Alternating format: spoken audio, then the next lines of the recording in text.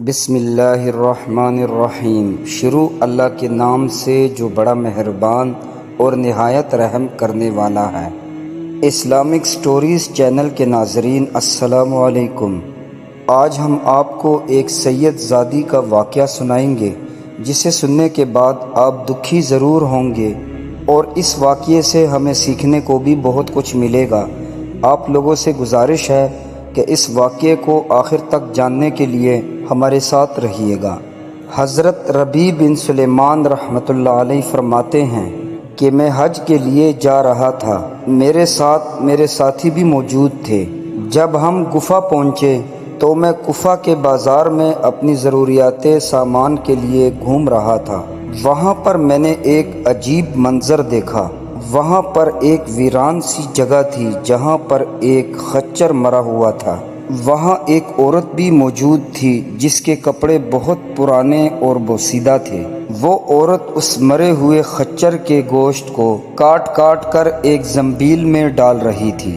میرے دل میں خیال آیا کہ یہ عورت مردار گوشت کیوں لے کر جا رہی ہے؟ ہو سکتا ہے یہ لوگوں کو پکا کر کھلاتی ہو۔ آہستہ آہستہ میں اس کے پیچھے چلنے لگا۔ وہ عورت ایک بڑے سے مکان میں داخل ہوئی اور اس مکان کا دروازہ بھی اونچا تھا۔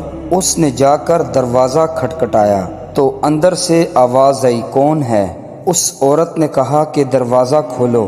جب دروازہ کھلا تو اندر 4 لڑکیاں موجود تھیں۔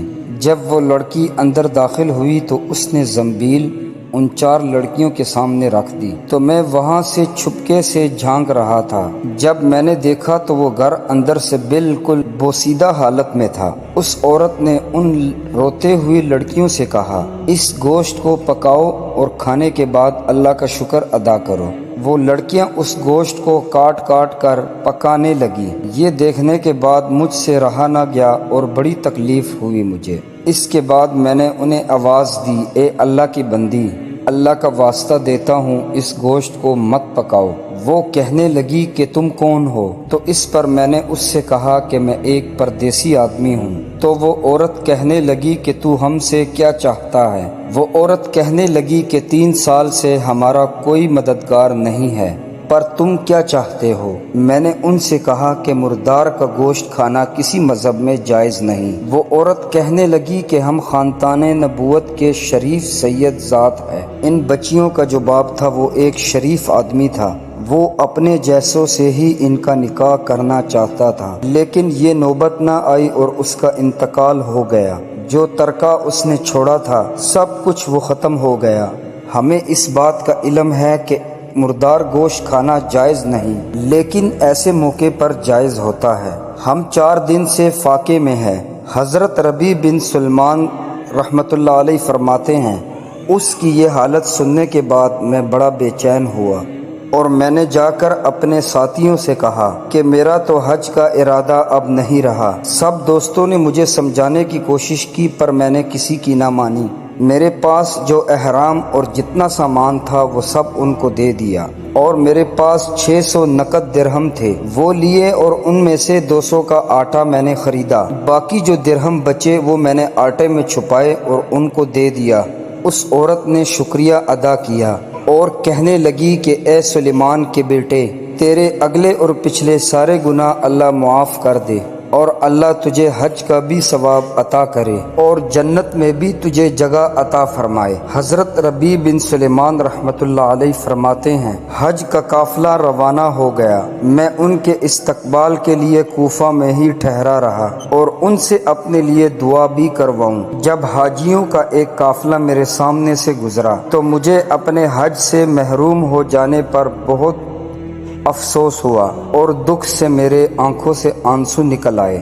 جب میں ان سے ملا تو میں نے ان سے کہا، اللہ تم سب لوگوں کا حج قبول فرمائے۔ ان میں سے ایک نے کہا کہ یہ کیسی دعا ہے؟ میں نے کہا، یہ اس شخص کی دعا ہے جو دروازے تک محروم رہا۔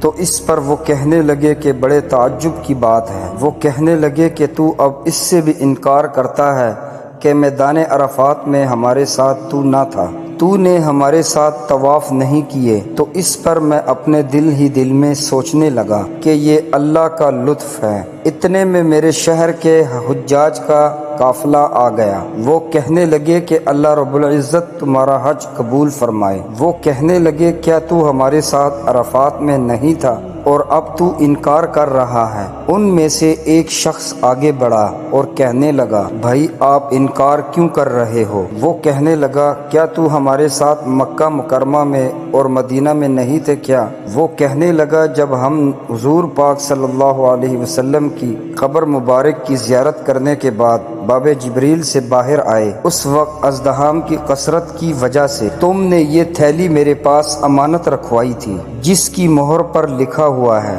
جو ہم سے معاملہ کرتا ہے نفع کماتا ہے، تو اس نے کہا کہ یہ لو اپنی تھیلی واپس لے لو۔ حضرت ربیع بن سلیمان رحمۃ اللہ علیہ فرماتے ہیں کہ میں نے اس تھیلی کو اس سے پہلے کبھی نہیں دیکھا تھا۔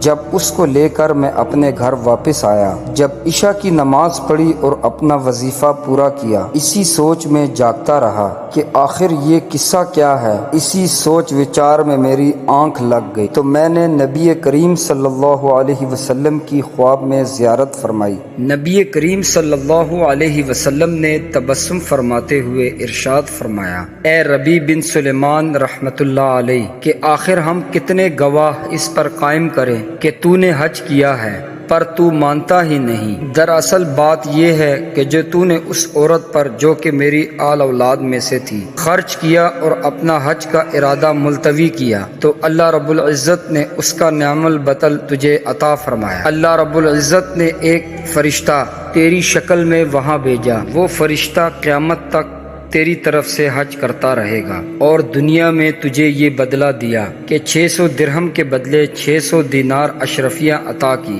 حضرت ربیع بن سلیمان رحمت اللہ علیہ فرماتے ہیں جب میں نیند سے بیدار ہوا، اس تھیلی کو کھول کر دیکھا تو اس میں واقعی 600 اشرفیہ موجود تھی۔ پیارے دوستو، اللہ رب العزت فرماتا ہے کہ جو شخص میرے بندوں کی مدد کرتا ہے میں اس کا بدلہ 70 گنا زیادہ اس کو دیتا ہوں۔ پیارے دوستو، ہمیں بھی اپنے پڑوس میں دیکھنا چاہیے غریب لوگوں کو، ان کی مدد کرنی چاہیے۔ اللہ رب العزت اس کا صلہ ضرور دیتا ہے۔ امید کرتا ہوں آپ کو آج کا یہ واقعہ پسند آیا ہوگا، تو اسے لائک کر دے اور شیئر کر دے اور چینل کو سبسکرائب کر دے، اور اللہ تعالی ہمیں اس پر عمل کرنے کی توفیق عطا فرمائے۔